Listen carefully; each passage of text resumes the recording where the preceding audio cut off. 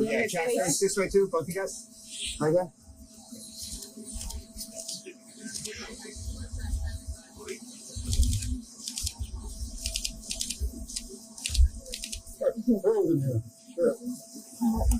Islam Makhachev's next fight is so much tougher than you think. In the world of mixed martial arts, there's a widely accepted, almost unspoken rule. It's said that the single most difficult skill to truly master from the ground up is the ground game. We're talking about the intricate worlds of wrestling and grappling. It's not just about learning moves, it's about developing an instinct, a feel for pressure and balance that can take a lifetime to perfect.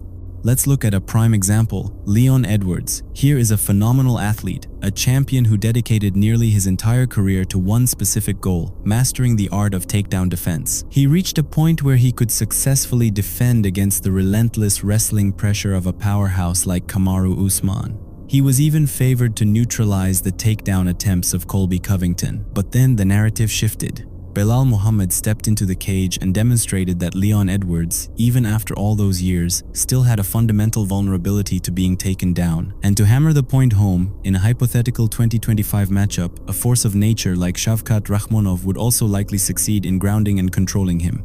What this really illustrates is the monumental challenge of developing an elite ground game if it isn't your natural base. Even a gifted champion like Leon Edwards, after more than a decade of relentless training, drilling, and specific focus on wrestling, still found himself losing battles in that exact area. His loss to Belal Muhammad wasn't a fluke, it was a testament to an underlying truth of the sport. Improving your grappling defense is incredibly, punishingly difficult.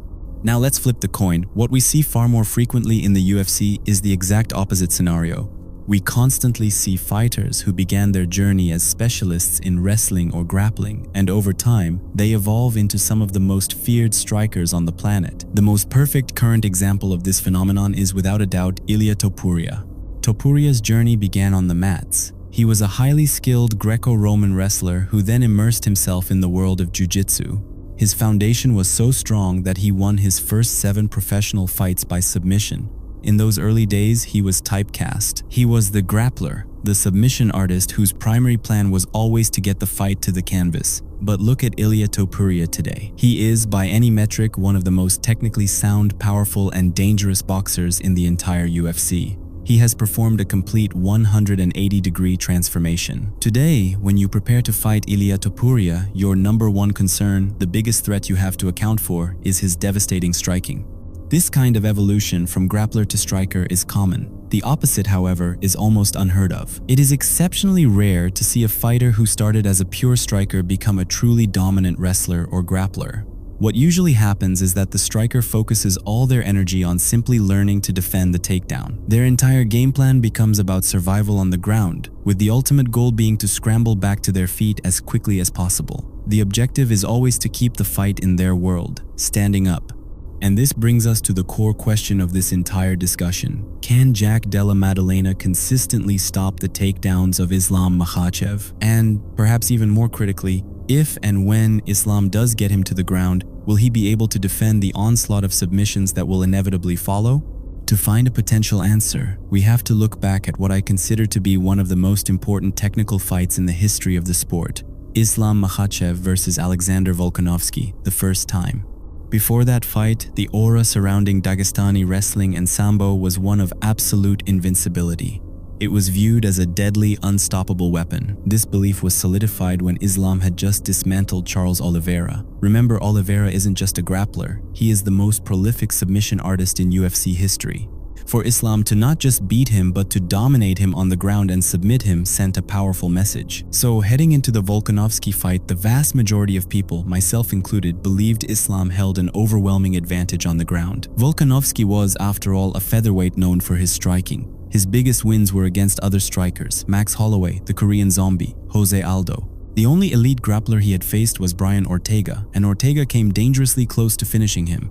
The consensus was clear: Volkanovski could not survive on the ground with Makhachev.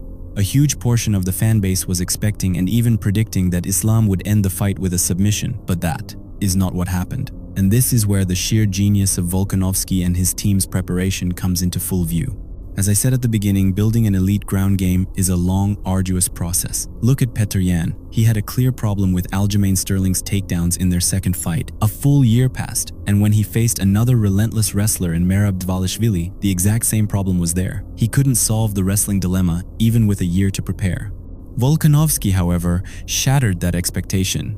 In the span of a single training camp, he was tasked with stopping the best wrestler to come out of Dagestan since Khabib Nurmagomedov himself. He was facing the new pound-for-pound king, the embodiment of that unstoppable Dagestani system. It was a monumental challenge. And yet, Volkanovski went the full 5 rounds with Islam Makhachev and was never submitted. Yes, Islam got him down. Yes, Islam controlled him with body locks. But Volkanovski's ability to defend the submission attempts and survive was nothing short of extraordinary. What Volkanovski accomplished in that fight, even in a loss, was a massive achievement. It was a rare and unusual feat that we just don't see every day. So this leads to 2 critical questions. First, how did Volkanovski manage to close that massive skill gap so effectively? And second, and more importantly for the future, can Jack Della Maddalena replicate that success? Let's break down what Volkanovski did. His strategy was brilliant. He went to a specialist, a master of modern MMA grappling, Craig Jones. What makes someone like Craig Jones different from a traditional jiu-jitsu coach is his deep understanding of how to apply grappling specifically for MMA. The team recognized that while Sambo is incredibly effective for control and throws, it is not the most superior art when it comes to pure submissions. Jiu-jitsu holds that crown. They also knew Islam is an excellent freestyle wrestler who blends his takedowns and throws seamlessly. So the game plan wasn't to beat Islam at his own game. The plan was to survive, to escape, and to get back up. The key to this was the turtle position. In modern MMA, it's often the only way a fighter can create enough space against an elite top player to begin the process of standing up. And that's exactly what we saw in the fight. Every time Islam got Volkanovski's back, Volkanovski would immediately work his way toward the fence. The cage became his best friend. By putting his back to the cage, he prevented Islam from getting his second hook in or securing a tight body lock. Without those controls, Islam's ability to flatten him out and hunt for the rear naked choke was severely limited. From there, Volkanovski could begin to wall walk back to his feet. He also used subtle techniques, like what some call an invisible butterfly hook, to constantly create small pockets of space and disrupt Islam's base, allowing him to initiate scrambles. The strategy was simple in concept but brilliant in execution. If you're taken down in open space, scramble immediately. If you're taken down near the cage, use the fence as a tool to stand back up. So what does this mean for Jack Della Maddalena? A few things could happen. First, Islam and his team are not static. They have surely studied the Volkanovski fight and will have developed an anti-ante plan. They will have new ways to counter the cage-walking defense. Second, there's a chance Jack Della Maddalena's specific brand of scrambling could catch Islam by surprise. But the third and most likely scenario is that Islam will use the threat of the takedown to set up his striking. This creates a terrible dilemma for Jack. When a striker is so hyper-focused on defending the takedown, they create massive openings in their stand-up defense. If Jack keeps his hands high to protect his head from punches, his body is open and he's more susceptible to a level change for a takedown. If he lowers his hands slightly to be ready to sprawl, relying on head movement like he did against Bilal Muhammad, he will expose his head to kicks and overhand punches. It's a strategic nightmare. You simply cannot defend everything at once. There will be holes. For me, this makes the fight incredibly difficult, and surprisingly, it's a difficult fight for Islam Makhachev. So can Jack Della Maddalena actually win? The answer is yes, absolutely. He can win if he can force the fight into a chaotic state that gets out of Islam's control. We have seen that Islam's striking defense can wane as a fight goes on. It happened in the first Volkanovski fight, where Volk landed some heavy shots late in the bout that clearly had an effect. If Jack can survive the early grappling onslaught and drag Islam into a dogfight in the later rounds, his chances of winning increase dramatically. It's a fascinating matchup with so many layers. Let us know your opinion in the comments. Who do you think takes it?